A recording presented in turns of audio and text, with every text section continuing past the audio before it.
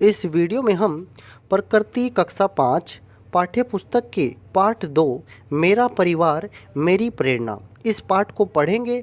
इसके बाद हम इसी पाठ के अभ्यास प्रश्नों को करेंगे। सबसे पहले तो हम इस पाठ पर चर्चा करेंगे, इसको बहुत ध्यान से पढ़ेंगे। आपको ये वीडियोस बहुत ध्यान से देखने हैं। इन वीडियोस को देखने के बाद आपको ये पाठ पूरी तरह से समझ आ जाएगा और फिर इसको आप कभी भूलेंगे नहीं। देखिए, सबसे पहले तो हम आपको आपकी जानकारी के लिए बता दें, इस पाठ का नाम है मेरा परिवार मेरी प्रेरणा। इस पाठ में एक अंजू नाम की लड़की है। अंजू नाम की लड़की है। अंजू का जो भाई है वो दृष्टिहीन है, वो देख नहीं सकता है। अंजू का भाई देख नहीं सकता है और वो दृष्टिहीन है। इसके बाद इनके परिवार में इसकी नानी भी रहती है। अंजू का भाई, इसके पापा, इसकी मम्मी और अंजू की नानी, ये इनके परिवार में रहते हैं। तो अंजू की नानी वो अब काफ़ी बुज़ुर्ग हो चुकी है। उसको अब अच्छे से वो ना तो देख सकती है ना सुन सकती है, उसकी तबीयत भी ख़राब रहती है। तो अंजू की नानी बहुत सी चीज़ें बनानी जानती है, अच्छे पकवान बनाने जानती हैं। अंजू की जो मम्मी है वो अंजू की नानी से बहुत सी बातों को अब भी सीखती रहती है। अंजू भी अपनी नानी से कई बातें सीखती रहती हैं। अब इस पाठ में इन्हीं बातों पर चर्चा की गई है। सबसे पहले तो कि हम अपने परिवार से क्या सीखते हैं।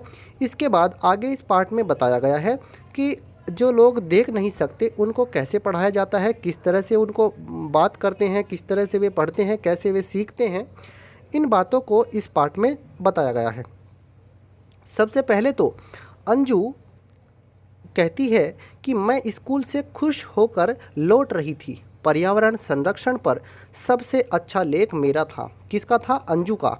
मैं घर पर दो लोगों को अपनी यह बात सबसे पहले बताना चाहती थी, एक मेरी नानी और दूसरे मेरे भैया।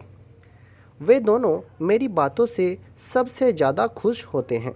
आप जब कक्षा में प्रथम आते हैं या आप कोई बहुत अच्छा काम करते हैं तो आप सबसे पहले किसे बताते हैं, ये आप ज़रूर कमेंट बॉक्स में लिखना। इसके बाद अंजू कहती है, मेरी नानी मेरे बारे में सुनने को हमेशा उत्सुक रहती है। भैया से मुझे हमेशा प्रेरणा मिलती है। नानी के घर में उनकी देखभाल करने वाला कोई नहीं है, क्योंकि उनकी नानी जो है वो अकेली है और उनकी देखभाल करने वाला कोई नहीं है, इसलिए अंजू की नानी भी उनके साथ ही रहती है। कोई नहीं है इसलिए वो भी उनके साथ ही रहती है। भैया की बात मानकर नानी अब हमारे साथ ही रहती है।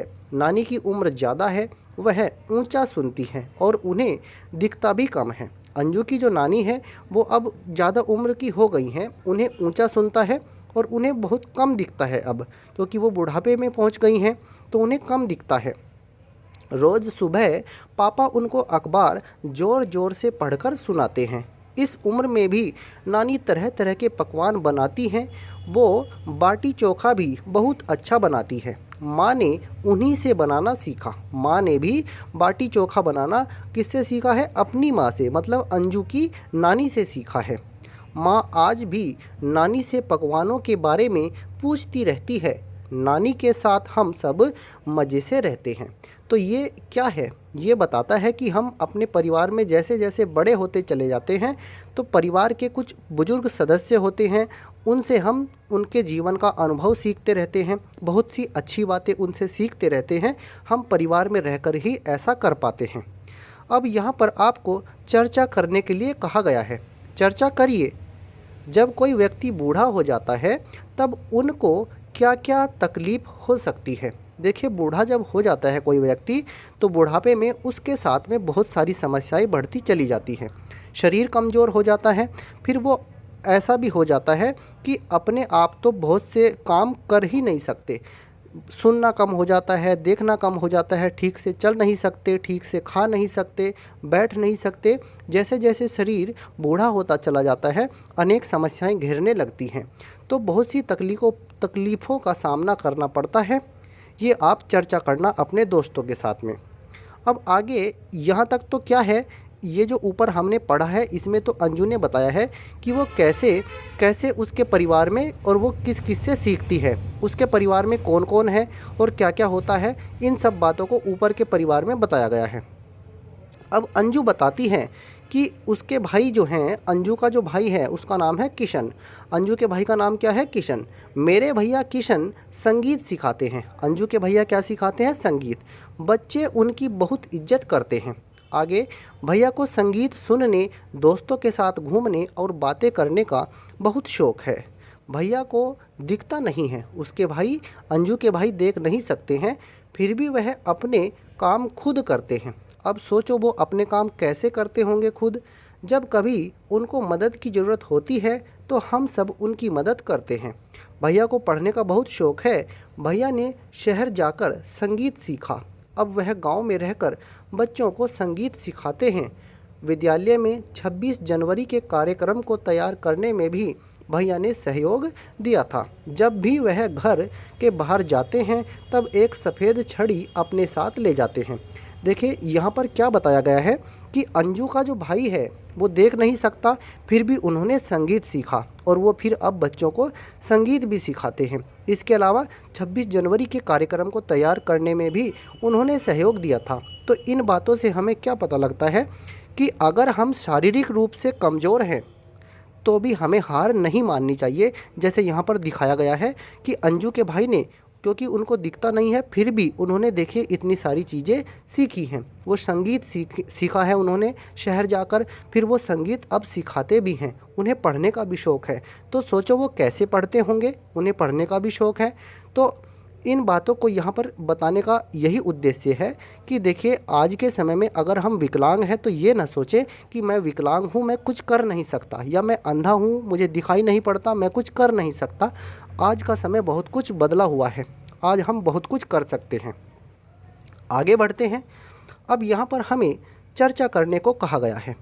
देखिए चर्चा करनी है, हम उन लोगों की मदद कैसे कर सकते हैं जिन्हें दिखता नहीं है। हम उन लोगों की मदद कैसे कर सकते हैं?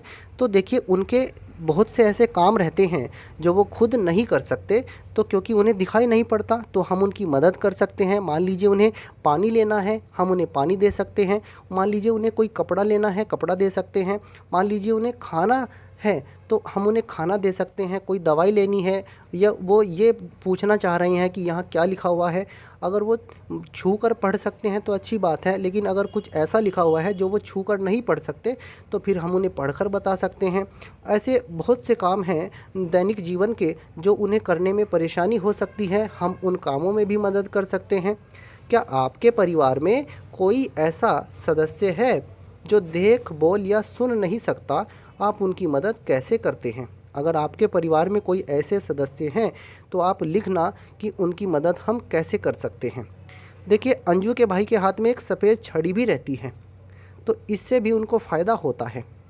अब आगे देखिए, यहाँ पर अब आपको कुछ जानकारी के लिए और तथ्य बताए गए हैं, इसे भी जानिए, ये भी आपको समझना है। देखिए जो लोग देख नहीं सकते उन्हें भी पढ़ना, वो भी पढ़ने के इच्छुक हैं, उनकी भी पढ़ने में रुचि होती है, तो फिर उन्हें कैसे पढ़ाया जाए इसके बारे में यहाँ पर लिखा गया है। जो लोग देख नहीं सकते उनके पढ़ने के लिए एक ख़ास लिपि में किताबें तैयार की जाती हैं जिसे ब्रेल कहते हैं। ब्रेल लिपि में किताबें तैयार की जाती हैं। ब्रेल होता क्या है? ब्रेल एक मोटे कागज़ पर एक नुकीले औजार से बिंदु बनाकर लिखा जाता है। एक ऐसा मोटा कागज़ होता है, उस पर नुकीले औजार से बिंदु बिंदु बना दिए जाते हैं और ये उभर जाते हैं एक तरफ, तो फिर इन पर उंगली फेर करके पढ़ा जाता है। इनको छू करके पढ़ा जाता है, इन पर उंगली फेर करके पढ़ा जाता है। ब्रेल कागज़ पर हाथ फेर कर पढ़ा जाता है कि उस पर क्या लिखा है। हम इनको हाथ फेरते हैं, इनके ऊपर को उंगली चलाते हैं तो हमें समझ आता है कि यहाँ